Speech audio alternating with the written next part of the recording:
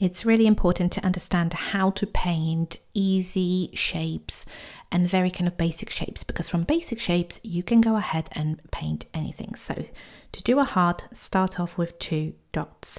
We want them to be slightly apart from each other, and if you want the dot or the top of the hearts, the nice curvy bits, to be bigger, just keep that dotting tool in the middle going round and round. Once you're happy with the size of them, grab yourself a detail brush or a liner brush, whichever one you're more comfortable with, and start pulling out lines from each dot to the middle. And that is going to create a nice heart. All you need to do after that is fill the middle in and it will look like a heart. So this is just a basic way of doing a heart. You can go really fancy and you can start creating more detailed hearts, maybe something with chrome, but it's always worth knowing all your basic shapes and how to paint them on. So 2 dots and then you're joining them in the middle. That is the easiest way to paint on a heart.